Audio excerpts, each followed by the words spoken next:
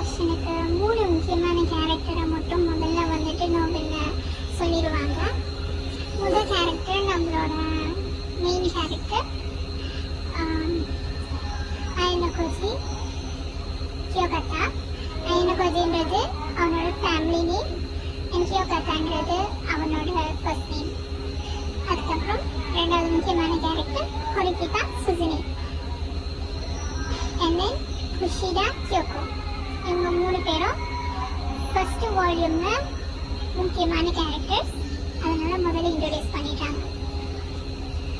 So கதை ஆரம்பிக்கும் போது எடுத்தோடனே முதல் சாப்டரோட பேர் வந்து structure of Japanese society.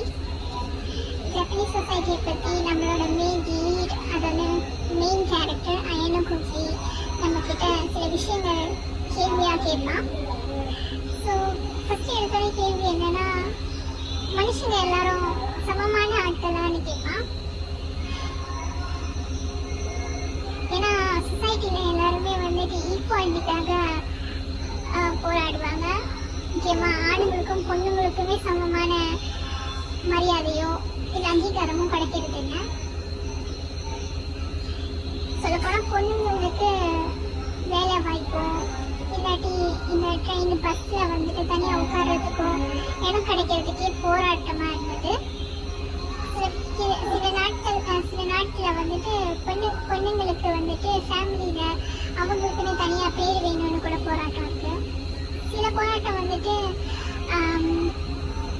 Disable people, physically சேலஞ்சான பீப்புளுக்கு கூட வந்துட்டு டிஸ்கிரிமினேட் நடக்கிறது, அதையும் வந்துட்டு ஒரு வகையான அன்இக்வாலிட்டி தான் சொல்லுவாங்க.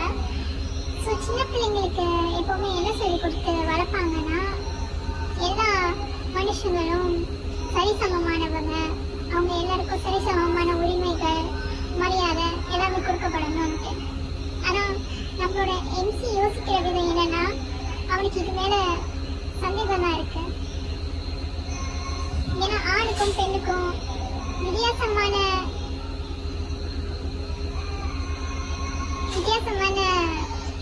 எபிலிட்டிஸ் இருக்கு. அதே மாதிரி டிசேபிளான பீப்புளுக்கு கொஞ்சம் சேலஞ்சான வழிகள் இருக்கு. ஸோ யாருமே ஈக்குவல் கிடையாது, அதுதான் உண்மை அப்படின்ட்டு நம்மளோட மெயின் கேரக்டர் அயனகோஜி சொல்றான். அதே மாதிரி எதுக்காக வந்துட்டு எல்லாருமே ஈக்குவல் அப்படின்னு சொல்றாங்கன்ட்டு ஒரு எக்ஸ்பிளனேஷன் கொடுக்குறான். அது என்னன்னா, பிறக்கும் போது எல்லாருமே சரிசமமானதான், ஆனால் வளரும் போது அவங்களுக்குன்னு தனி பொசிஷனும் ஸ்டேட்டஸும் இருக்கும். அங்கதானே மற்றவங்களுக்கு வந்துட்டு டிஃப்ரென்ஸ் ஏற்படுது. ஸோ இப்படி ஏற்படும் போது நீங்கள் இதை என்கரேஜ் பண்ணுவீங்களா மாட்டீங்களா? முக்கியமாக எஜுகேஷன்ற ஒரு விஷயமே ரொம்ப இம்பேலன்ஸை கிரியேட் பண்ணுது அப்படின்னு அயனகோஜி அவன் படித்த ஒரு புக்கில் இருந்து சொல்கிறான்.